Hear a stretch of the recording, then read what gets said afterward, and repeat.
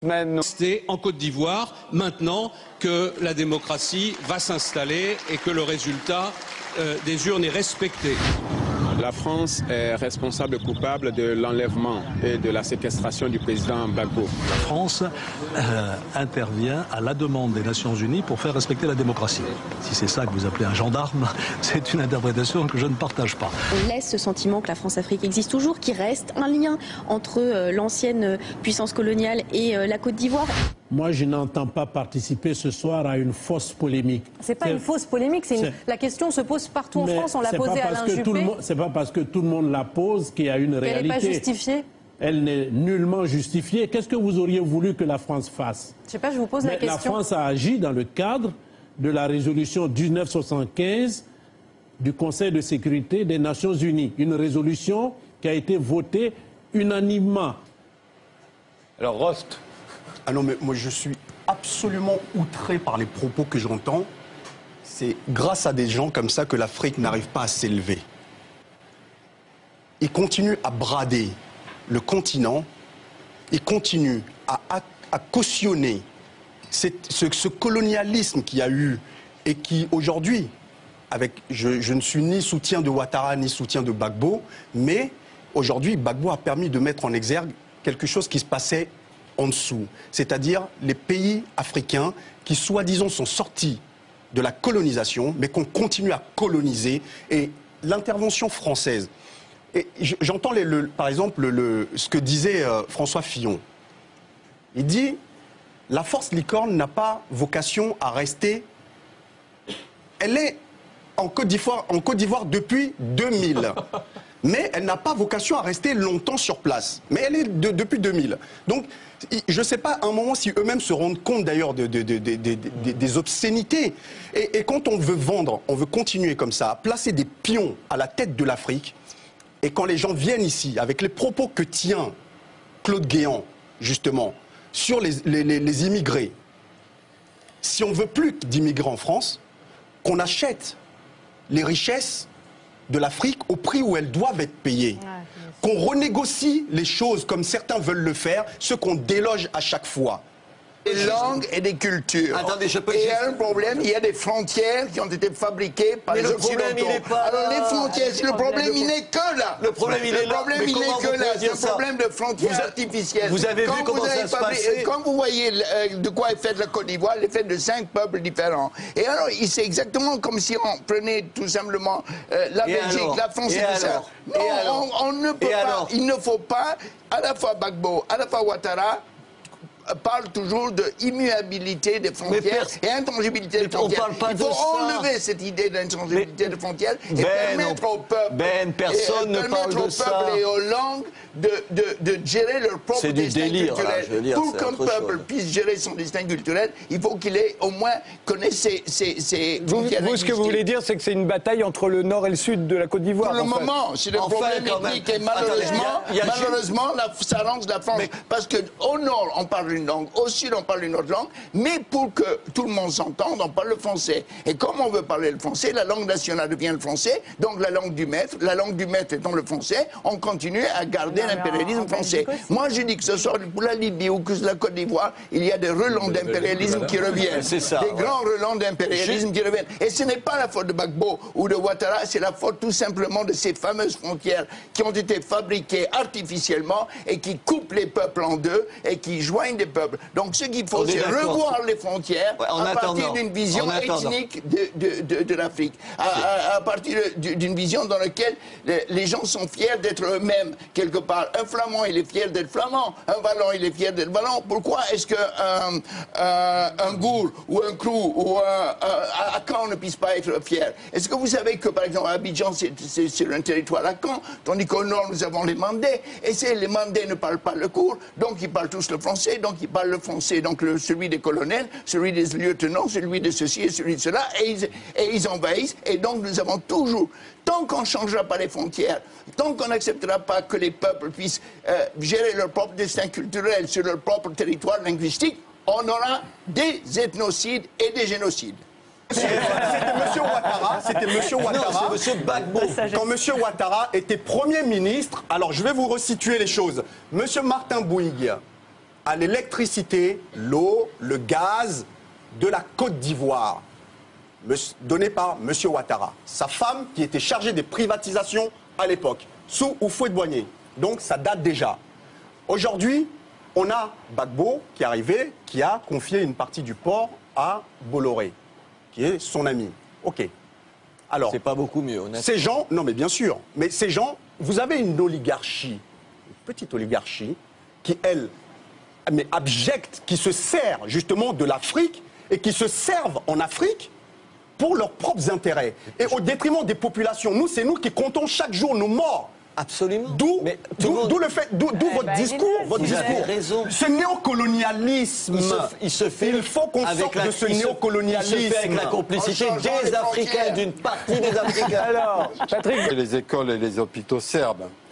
En ce qui concerne l'Afrique, je suis frappé d'abord par le silence prudent de Maître Vergès et ensuite par la passion qui s'est exprimée, mais immédiatement, dans la bouche de tous les participants. C'est terrible ce qui c'est parce que c'est terrible ou bien parce que c'est la France, la Côte d'Ivoire. On a l'impression que vous parlez des heures et malheurs d'une province française. Moi, mais c'est ça. Je ne suis. C'est une province française. Je vais apporter de l'eau. On parlerait du Soudan, il y aurait la même passion, il n'y a pas d'intérêt de la France. J'apporte de l'eau à votre moulin. Ils ont séparé. Donc ils ont fait un référendum. Laissez-moi terminer, je n'en ai plus pour longtemps, rassurez-vous.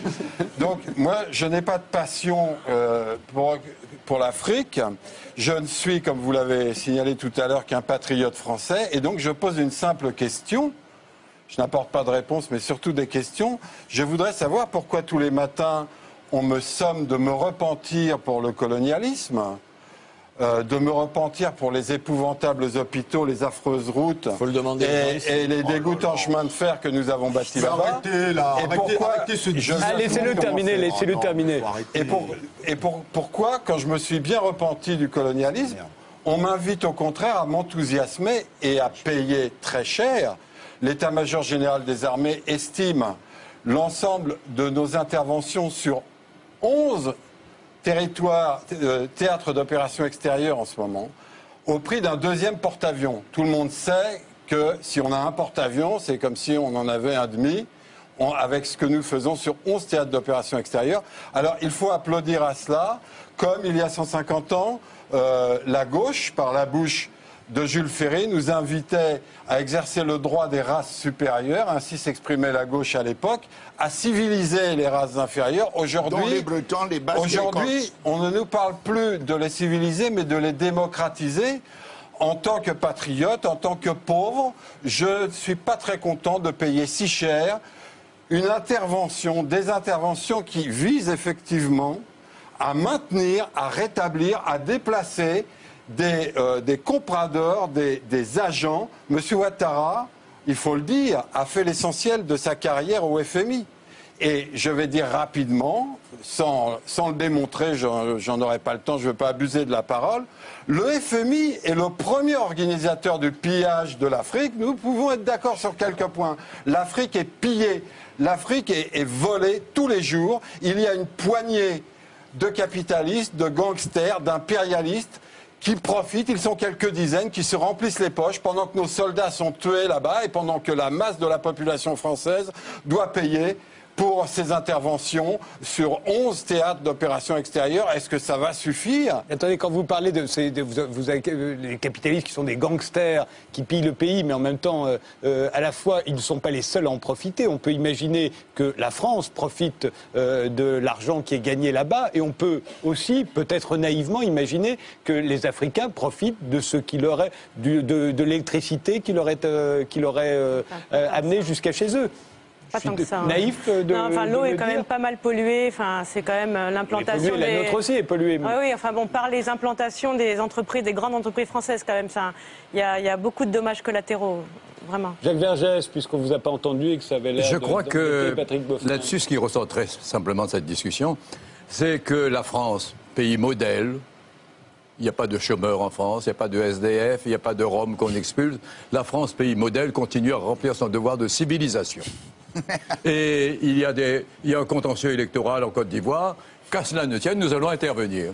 Il y a un mec qui n'est pas très correct avec nous, il y a un autre qui est notre sosie, on va le soutenir. Quand j'étais enfant, j'ai fréquenté à La Réunion 2 empereurs d'Annam. Ils s'étaient fait débarquer tous les deux. Ils n'étaient pas assez soumis. Et on a mis à leur place Baodaï.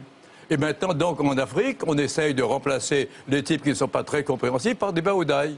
Et tout ça couvert sous de grands mots. C'est la protection des populations civiles. Voilà, on a parlé de protection des populations civiles ce soir.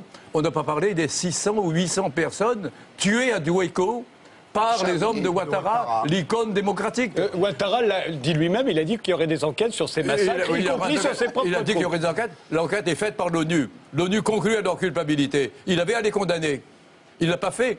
Oh, nous avons donc un patriote, une icône démocratique. En Tunisie, le gouvernement a été renversé par qui? Par une marée populaire. Malgré les policiers que Mme Alliot-Marie avait proposés au Ben Ali. En Égypte, le gouvernement a été renversé par une marée populaire. Y a-t-il une marée populaire en Côte d'Ivoire pour amener M. Ouattara au pouvoir? Non, c'est une armée équipée par la France, avec des conseillers français, qui a essayé... Il y a eu une élection, je sais bien que vous n'êtes pas d'accord avec les conclusions. J'ai sorti un bouquin avec Roland Dumas. On voit ici les feuilles les procès-verbaux des élections. Vous étiez venu les montrer sur ce plateau, d'ailleurs. Inscrit 500. Maître. Attendez, si vous permettez. Je vous en prie. Inscrit 500. Votant 520. Ouattara 520. Gbagbo 0. Même son scrutateur qu'on prétend avoir vu signer n'a pas voté pour lui. Alors quand M. Gbagbo dit, et c'est une suggestion de Roland Dumas et de moi-même, recomptons les voix, l'homme élu démocratiquement dit non, il ne faut pas recompter les voix, il faut faire la guerre civile. Et la guerre civile, c'est ça. Ici, par exemple, nous avons un mensonge. Quand on dit Ouattara, les troupes de Ouattara ont arrêté Gbagbo, c'est faux. L'armée française, c'est Ouattara a appelé l'armée française à la rescousse. Imaginez un patriote français qui appelle une armée européenne à la rescousse pour prendre le pouvoir. Et donc il tue ensuite des gens. Et donc Laurent Gbagbo, à ce moment-là, vous a appelé à la rescousse, vous et Roland Dumas. Il a appelé 2 Français à la rescousse. Donc c'est nous qui sommes allés enquêter. Enfin, il vous avait appelé. Attendez, vous me permettez de continuer. Le problème, c'est dans la mesure où nous a montré les gens entrant par un souterrain pour arrêter Gbagbo. Vous savez quel est ce souterrain? C'est le souterrain qui reliait l'ambassade de France à la présidence de Côte d'Ivoire du temps d'Houphouët-Boigny. C'est-à-dire, c'est montrer à quel point la Côte d'Ivoire était un protectorat français, une colonie française, même pas un département. Et on a pu le surprendre. Quand Gbagbo est arrivé au pouvoir, il a fait installer un mur. Là, les Français ont cassé le mur. On ne peut pas dire que c'est les hommes de Ouattara, à moins qu'ils ne fassent dans l'ambassade de France ce qu'ils veulent. Bon, donc ils ont cassé le mur et puis ils ont capturé. Voilà le grand exploit. Et ce soir, on nous dit, je lis ça dans les journaux, on va le traduire devant la Cour pénale internationale. Et c'est pourquoi la Cour pénale? Pourquoi pas un tribunal ivoirien? Parce qu'on sait très bien qu'un tribunal ivoirien acquitterait Gbagbo. Même malgré les protestations, vous pourrez dire, parce que la vie, l'opinion qu'on peut avoir sur Gbagbo, c'est pas un Français de l'avoir, c'est un Ivoirien. Et donc, qu'est-ce que vous faites là sur Ouattara? Attendez, je ne savais pas que vous étiez Ivoirien. Permettez-moi de continuer, permettez-moi de continuer. Je n'avais pas remarqué que vous étiez Ivoirien. Je ne m'énerve pas, moi. Non, il ne faut pas dire des choses comme ça. Je ne défends pas un homme contre un autre. Bien sûr, vous défendez un homme contre un autre. Non, je défends une cause. Nous avons un chef d'État en Afrique. Vous êtes son avocat. Oui, nous avons un chef d'État en Afrique qui dit non. Et on dit, ce n'est pas possible qu'un nègre nous dise non, bon Dieu. Il n'a jamais dit non à rien, Gbagbo. Et donc, à ce moment-là, on a notre type bien vêtu, formé au FMI, et il est gentil, et on va le mettre à la place. C'est la France remplaçant l'empereur Tantaï ou l'empereur Zuitan par Baodaï. Ça va continuer nous avons là un Baodaï, nous on a installé un Baodaï. Et parce que, ne dites pas qu'il était populaire, on n'est pas populaire quand on appelle l'armée française à la rescousse pour prendre le pouvoir, nom de Dieu. Voilà ce que je voulais dire.